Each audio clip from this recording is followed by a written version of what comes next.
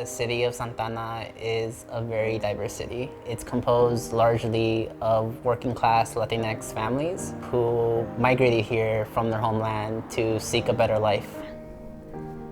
Mi nombre es Olivia Arzate. Somos 5 en la familia. Edgar era un niño normal, como todos, jugaba con sus hermanas, le gustaba ir mucho al gimnasio, nos ayudaba a trabajar. Es un muchacho bueno. Y poco a poco fue decayendo, hasta llegar a ahorita como está.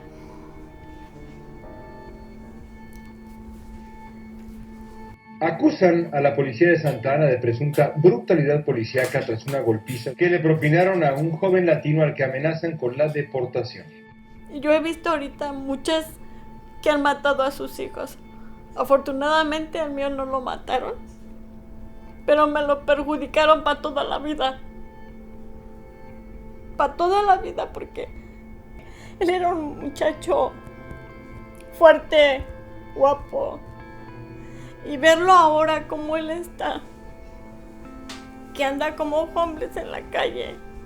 Yo como su mamá, siento muy feo verlo así como él está.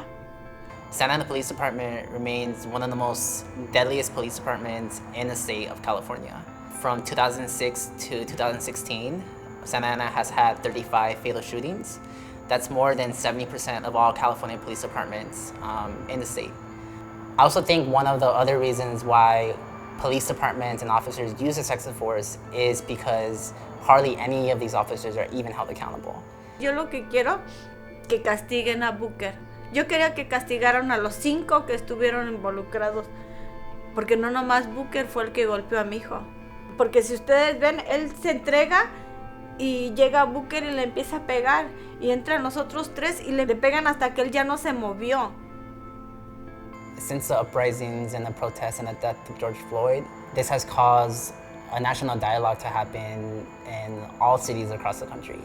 And one of those dialogues is happening here in Santa Ana. I'm here with the youth of Santa Ana today protesting against police corruption and political corruption. This came to motive because of the recent Black Lives Matter protests in the names of George Floyd, Breonna Taylor, Elijah McClain, and so on. And so we're here to protest the budget that the City Council has approved and is waiting to approve or disapprove today regarding the city's budget, including $9 million to the police department. And we're here to protest that because we believe that the community deserves care and not police, and different resources for the youth. I am in favor of defunding the police and not just defunding the police, but reallocating that money to mental health services.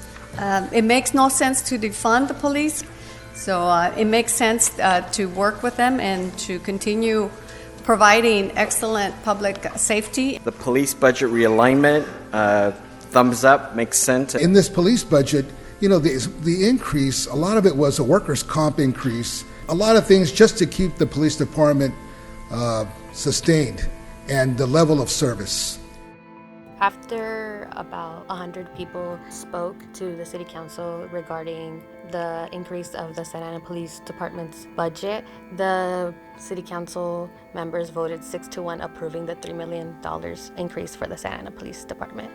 The current budget of Santa Ana is $328.4 million. 41% of our fiscal budget is going into the police department, and only 2% into the library, and then Parks and Rec, also 7%. Out of that, it's $22 million, and then $140.8 million towards the police department. Another thing that the youth are fed up with is the power that the Police Officers Association has over the City Council. Since 2016, they've spent over $1 million influencing Santa Ana politics. And with that $1 million, they have been able to get a police union majority council, candidates that are funded and endorsed by the union. And in return, we get more police officers, a $25 million wage increase, and a $3 million increase to our police department. We need money coming back into our community. We need to invest in our communities. And we need to put an end to the Police Officers Association and the engagement that they have with these politicians. We need politicians who aren't being bought out.